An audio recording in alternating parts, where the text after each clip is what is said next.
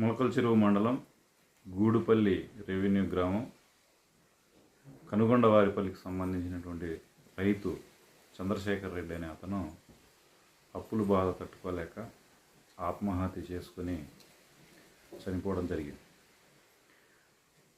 బ్యాంకులో తీసుకున్న రుణాలు, అదేవిధంగా ప్రైవేట్ వ్యక్తులు తీసుకున్నటువంటి రుణాలు, వ్యవసాయ అభివృద్ధి కోసం చేసినటువంటి ఖర్చులు, దానివల్ల ఎక్కువ అప్పులు పాడైపోవడం, వ్యవసాయంలో గిట్టుబాటు లేక, రాబడి రాక, కుటుంబాన్ని పోషించుకోలేక, వడ్డీలు కట్టలేక,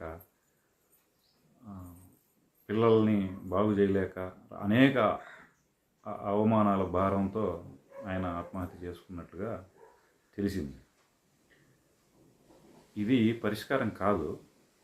అంటే రైతులు సమస్యలు పరిష్కారం చేసుకోలేక, లేకుంటే జీవన పోరాటం చేయలేక ఆత్మహత్యలు చేసుకోవడం అనేటటువంటిది ఆహ్వానించదగ్గ పరిణామం కాదు.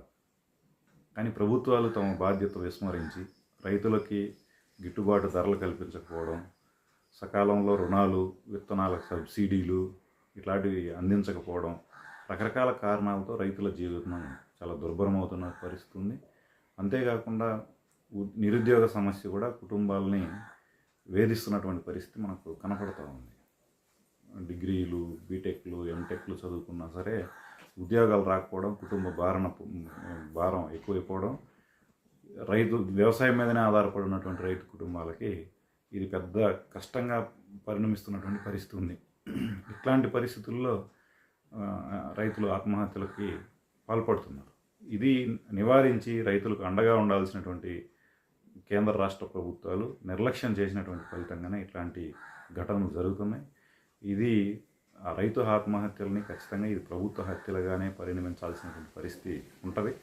ప్రభుత్వం వెంటనే స్పందించి ఆత్మహత్య చేసుకున్నటువంటి రైతు కుటుంబాలని ఆదుకోవాలని, అదేవిధంగా ఈ కనుగొండవారిపల్లిలో చనిపోయినటువంటి రైతు చంద్రశేఖర్ రెడ్డి కుటుంబానికి 25 లక్షల ఎక్స్గ్రేషియా చెల్లించి రైతు కుటుంబాన్ని ఆదుకోవాలని సిపిఎం అన్నమయ్య జిల్లా కమిటీ తరఫున డిమాండ్ చేస్తున్నాం. రైతులందరూ కూడా అర్థం చేసుకోవాల్సింది, సంఘటితంగా ప్రభుత్వ విధానాలకు వ్యతిరేకంగా పోరాటం చేసి తమ హక్కులను సాధించుకోవాలి తప్ప ఈ విధమైనటువంటి దుశ్చర్యలకు పాల్పడడం సరైంది కాదు.